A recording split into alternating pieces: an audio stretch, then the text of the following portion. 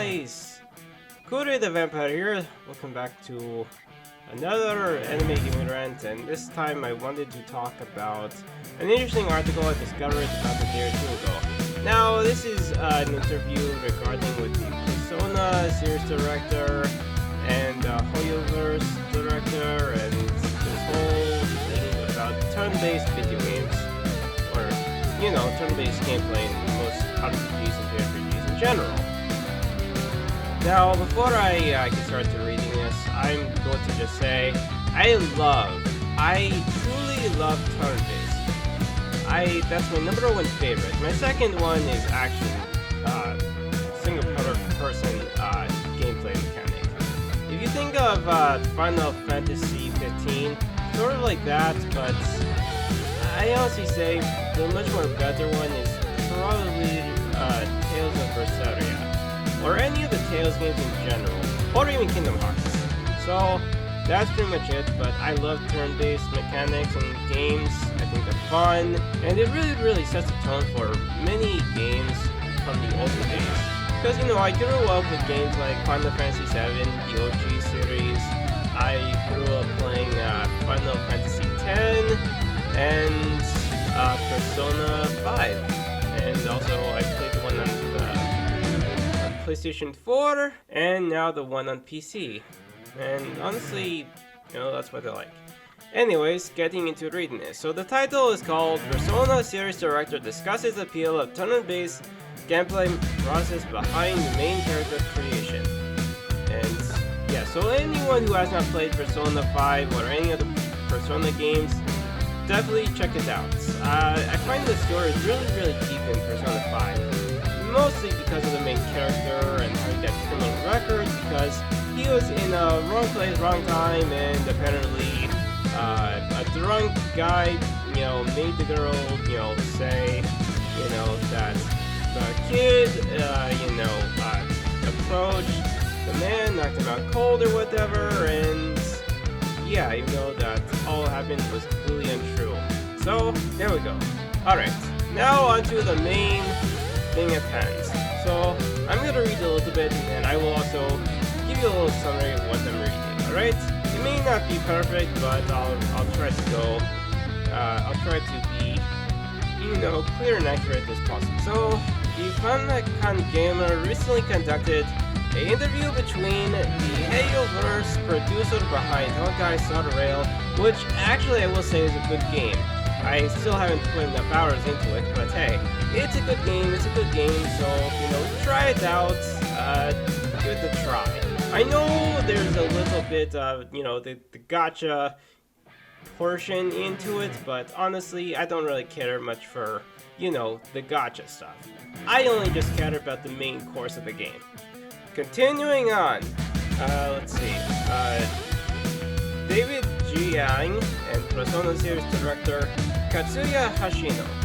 Focusing on the Persona relevant part, Hashino, who is currently the director behind Project Green Fantasy, talks about various development processes behind Persona 5.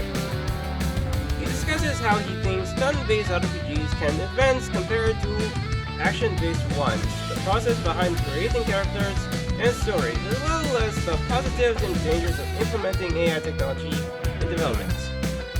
So, a little bit of stuff to unpack here. Honestly, you know, he believes that turn-based is, you know, a much more better standard compared to your neurotypical average, you know, action-based games, but everybody has their own preferences. Some people prefer the action-based, others prefer turn-based. Me, personally, I love the turn-based. Now, I have actually tried out the turn-based mechanic in Star Rail, and it's cool. I like a lot of the characters' ultimates, or the ultimate limit breaks, but the one downside to it is essentially the item. There's no items you can use, unfortunately, in the beginning. I don't know why. Like, they should have added that in the actual, you know, turn-based gameplay, because, you know, how are your characters supposed to, you know, survive if you don't give them any items? they need items to use. That's the most common thing, you know, any video game, whether they're turn-based or action role-playing, they need to have some items, you know?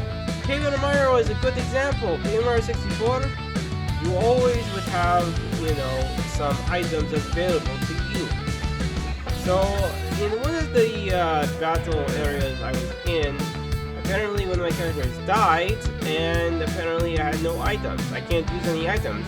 Why? There's no item slots. So what am I supposed to do?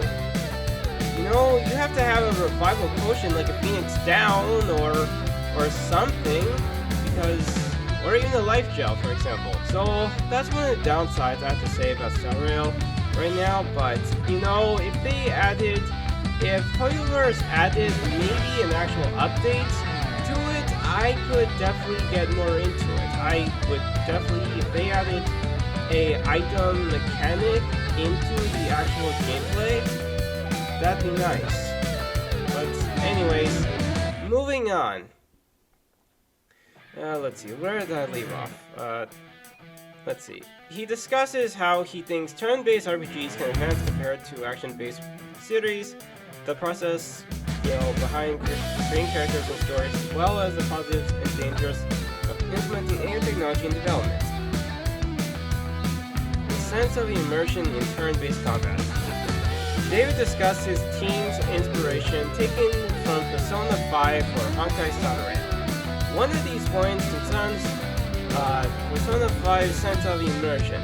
Hoshino shared his thoughts regarding Japanese RPG battle systems and a sense of immersion. So here's what he said. I'm very honored that Persona 5 was used as a point of reference from the planning stage of Honkai Star Rail, but I think that turn-based battle systems are an element that break the continuous flow of the game rather than give it an immersive feeling.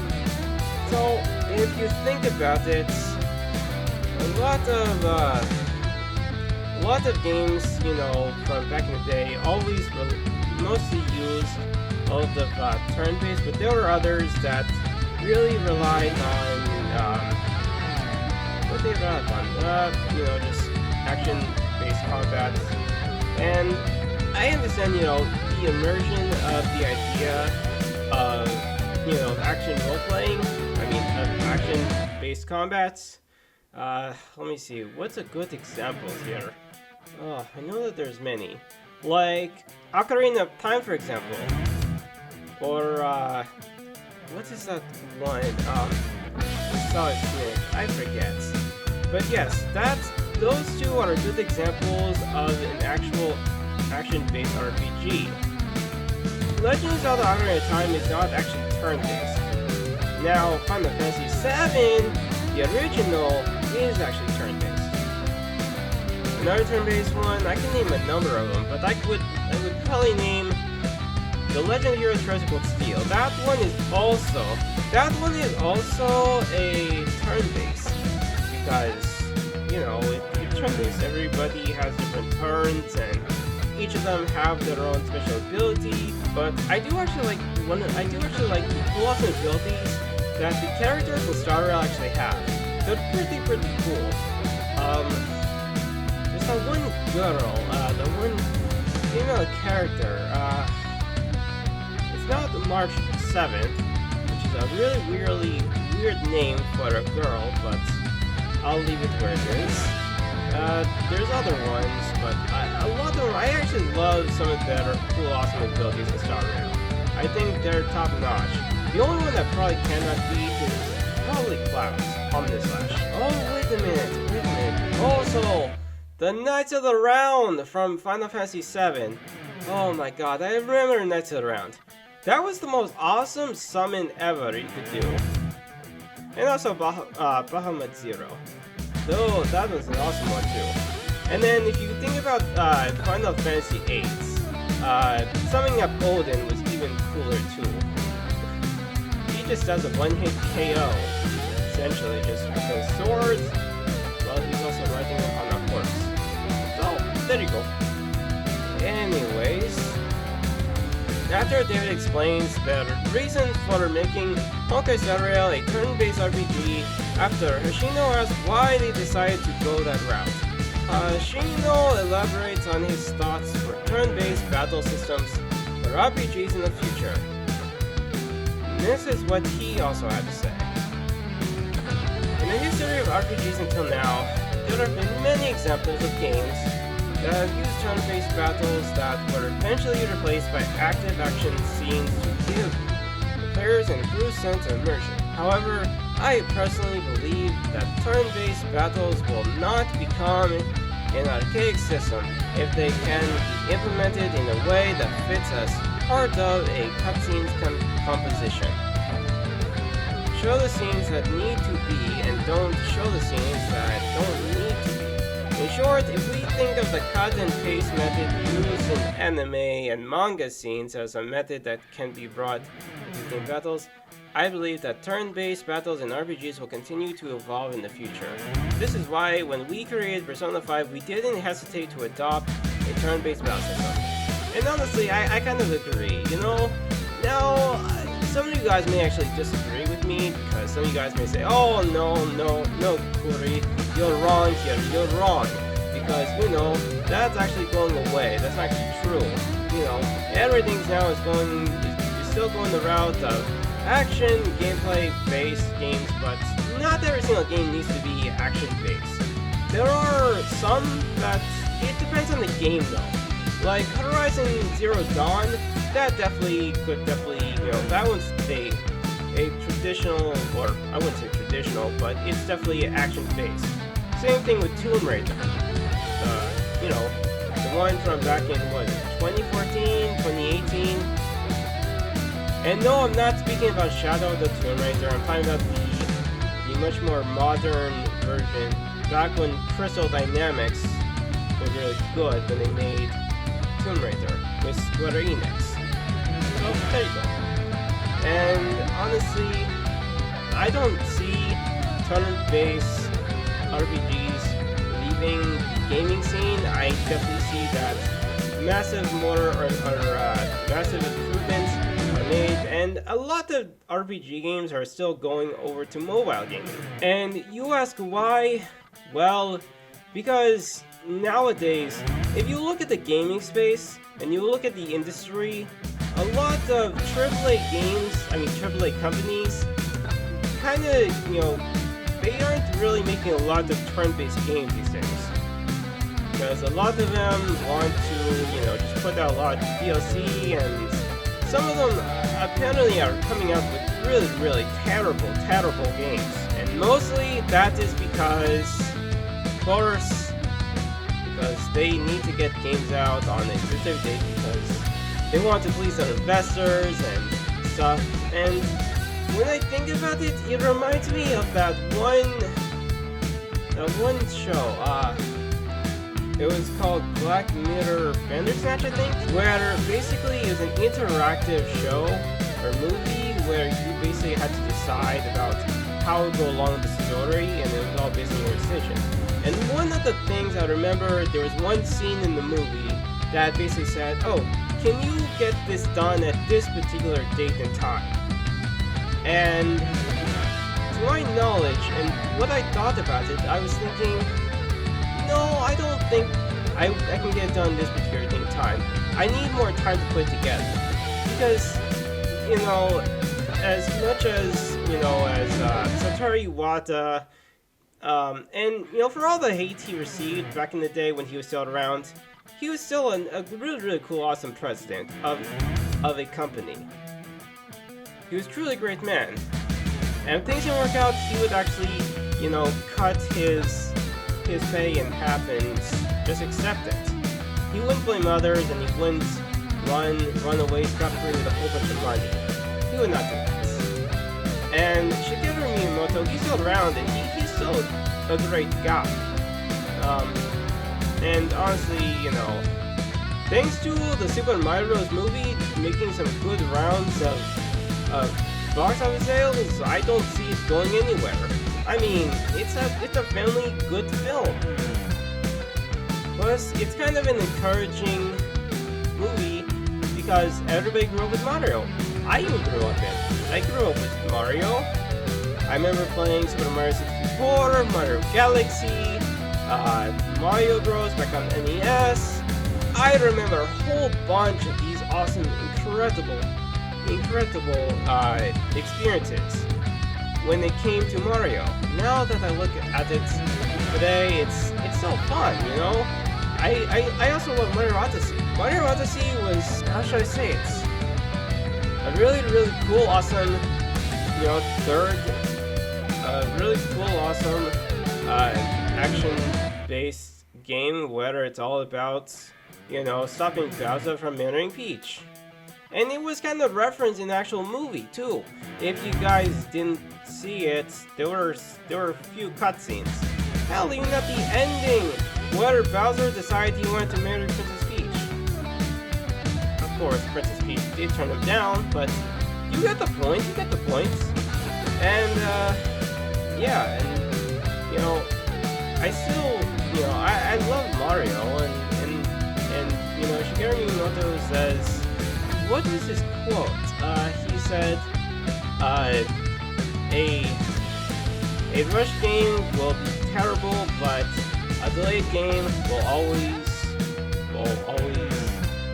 it's always best to delay a game, or something of that quote. I forget the actual quote, but you know, if you delay the game and you put more time and effort and energy into making vast improvements, because you need to think about this. You know, you can always, what companies should continue doing, and I think this isn't happening much, but I feel like if you really truly want a game to be perfect and you want to have it in the hands of gamers and other, you know, creators, you need to either A, make a closed beta and give it to people, and you know, I've played a couple of closed betas, okay? I've played a couple of them. I remember I played the closed beta for Paladins. I remember playing the closed beta for the new Dragon Ball Z game. I forget what it's called now. It's not like, you know, the original ones like Tenkaichi 3. But I would love to, you know, if I could, I would love to try a closed beta for Tenkaichi 4. Dear God, why is there someone playing a trumpet outside my apartment? Jesus fucking Christ. Alright, I'm going to try and drown out the noise and pretend I'm not hearing anything. Anyways, I'm sorry if I'm holding up this little segment here, but, you know, you kind of get the idea here. Okay, you kind of get the idea. You know, delaying games is, you know, it's a good idea. Even though a lot of gamers and consumers will be upset about it, but hey, do you want a rush game that has awful, you know, that runs awful, that's terrible, like Redfall? No, you do not. You pay good money to play a video game that has long-lasting experience. It doesn't matter, you know, if there's a lot of, you know, some cool, awesome DLC, but that's fine, because people are already costing the DLC. So, you know what, stop making rushed out games, and start delaying some of them and give them time. You also have Q&A testers that can try out the games. You know, give out some, some cool, awesome QR codes to us consumers to let us try out the closed beta. Or, of course, you can also make it open beta. So that way, you know, us gamers can give you feedback on what needs improvements. And then once it's polished and stuff, then you release the official product. That's how it should work. But apparently a lot of these third-party companies do not understand that. I mean, let's look at EA's track record.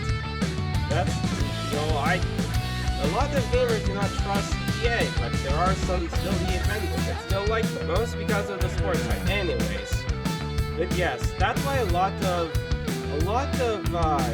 modern day RPG games and MMOs are going over to mobile. I mean, Raid Shadow Legends is definitely one of those high top tier popular games out in these days, and people enjoy them. So I'm trying to get into them because, what other games are there that could play on mobile or PC, that could play on console or PC? Not many. Anyways, I'm sorry for making that a long rant here, but I'll read a little bit more and then I think I will get my feedback here. Let's see, so Hashino continues, that being said, we're aware that the turn-based system halts the tempo of battles as a whole, so we are conscious of the gameplay in Persona 5 in order to not spoil that sense of immersion as much as possible. For example, players can immediately attack or summon a persona with a single button press. We spent a good amount of time thinking about that. Turn-based versus action-based battle systems. Okay, now this is where it gets really interesting, so pay attention, alright? Alright, I'm gonna keep reading this, because you guys need to pay attention to this. Right? Hoshino continues by discussing the importance of meaningful cuts in turn-based battle systems for the purpose of dramatic emphasis. I don't remember exactly how we spent about creating this system, but I think it was convincing in the end. The example is, if the player would think before a battle started, it would be more fun for this kind of situation to use action instead of a turn-based system. The battle would just be a throwaway battle with bad pacing. In Persona 5's case, players have to take distance from enemies that appear on the map, reveal the enemy's identity, and face the enemy in battle with a party. What kind of enemies will you be fighting now? And how will you fight them? The setup for the fight needs to be convincing. For example, in an action movie, when a powerful enemy or a rival appears, the cut and the flow of time changes, doesn't it? This creates a moment where you have to face the opponent with caution. And continues, by incorporating these cuts and the moments when the flow of time changes into an RPG, we try to make the visuals convincing in terms of a turn-based battle. Then add the dialogue between characters during the battle and the story before and after the battle starts. And when the battle is over and the tension is released, the player returns to the normal map, where he or she can move freely. We are conscious when it comes to creating a sense of tension throughout the game, not only during combat, but also before and after the battle, and building a story and context through turn-based battles. Sometimes I like to convince myself by thinking of the difference between turn-based RPGs and action RPGs as the difference between soccer and baseball in sports. Of course, he also laughs at it. While soccer is always continuous, you wouldn't say that baseball is less aggressive, right? Well, baseball itself has a solid separation between offensive and defensive turns, and rules are set in place like changing the game after 3 outs. Naturally, there are interruptions between plays in baseball compared to soccer. But if you have a firm grasp of the rules and the turn changes, you can feel the fun of what kind of strategy is being planned for both the offensive and defensive turns. Essentially, what he's trying to say here is that if you think about baseball, you know how you have the outfield and then you have the infield. So you have in the infield you have your pitcher, you also have the guy who's throwing the bats, and then the outfield you have three people guarding 3 different bases. Then you have one person who's the pitcher, and then you have a couple of more people on the outfield, basically standing behind the bases, so that way when the ball goes flying, the person who catches it, basically, you know, it can be an out if the person throws it to the first person who's on the first base before the guy finishes hitting the base. Now, in soccer is completely different because in soccer, it's all about, you know, kicking the ball and taking it away from the from the opponents, right? So, if we were to look at this, we see that there are, well, in your mind, of course. So I can probably post a couple of images together as an overlay, probably during my editing. But anyways, in soccer, you have 5 to 6 people on each side, all right?